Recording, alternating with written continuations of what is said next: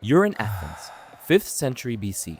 Forget everything you know about modern classrooms, because here, philosophy isn't a subject, it's a way of life.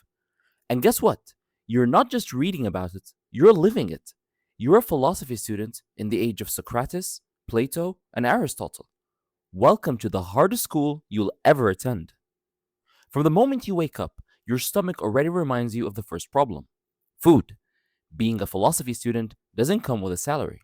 No scholarships, no allowances. Most of the time, you survive on bread, olives, figs, maybe some lentils if fortune is kind. Forget about feasts or meat, that's for the rich. You live simply, because philosophy demands simplicity. Your teachers insist that wisdom can't live in a greedy belly. Hunger sharpens the mind, or so they say. But as your stomach growls, you start to wonder. Maybe hunger just makes you miserable. When you step into Athenian Agora, the city square, it's a whole different kind of classroom. No chalkboards, no desks, just a group of students huddled around a bearded man, Socrates himself. His eyes burn with curiosity, and before you know it, he's asking you questions you can't answer. What is justice? What is virtue? What is truth? You try to respond, but he twists your answers back on you until you're stammering.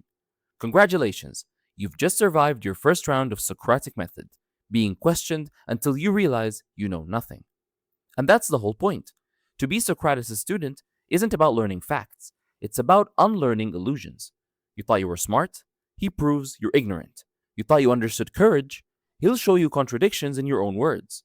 It's humiliating, exhausting, and yet oddly addicting. Because in that moment of confusion, you sense the spark of something bigger wisdom. But wisdom doesn't pay rent. Back home, your parents aren't thrilled. To them, philosophy looks like laziness dressed up as deep thinking. They see you standing barefoot in the marketplace, debating ideas all day, and they shake their heads. Why not get a real job? Why not farm or join the Navy? At least that way you'd eat. And maybe they're right. Many philosophy students end up broke their entire lives. Some even beg for food between lectures. You too sometimes wonder if you've chosen poverty disguised as education. Your day continues at Plato's Academy, the first real school of philosophy in the Western world. Don't imagine a grand university. The academy is just a gymnasium with gardens and shaded walkways where students gather. There, you spend hours listening to Plato lecture about forms, justice, and the eternal world of ideas. He tells you that what you see is just shadows, and the real truth lies beyond appearances. It's inspiring, but also mind bending. And as you sit on the ground scribbling notes on your wax tablet, the sun beating down, one thought crosses your mind. Will I ever actually understand this? The physical challenge is real too. There are no classrooms with chairs or cushions. You sit on stone benches or on the dirt. You write with a stylus on wax tablets that melts in the heat. You endure long hours of walking because Athens isn't small and your teachers are constantly moving. One day, you're in the Lyceum with Aristotle, dissecting plants and animals to study biology. The next, you're in the Agora again, dragged into another endless debate. Your legs ache, your back hurts, but there's no rest. Philosophy is not for the weak. And it's not safe either. When Socrates was put on trial in 399 BC, accused of corrupting the youth and disrespecting the gods, you realized that being a philosophy student could actually get you killed. You saw your teacher condemned to drink hemlock, his death a warning to anyone who dares to question too much. Being associated with Socrates marked you as a suspicion. At any moment, you could be dragged into court, accused of undermining tradition, or worse, of treason. Philosophy in Athens wasn't just an intellectual game, it was a political risk. Still, you press on. You endure hunger, exhaustion, humiliation, and danger, because there's something intoxicating about this life. You're not just memorizing rules or reciting poems, you're shaping the very foundations of thought. Each debate sharpens your mind like a blade. Each question forces you deeper into yourself. And as your teachers remind you, the unexamined life is not worth living.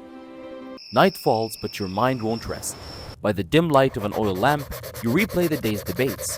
Did you really understand Aristotle's logic? Did you defend your argument well against Plato's critique? Or did you make a fool of yourself yet again?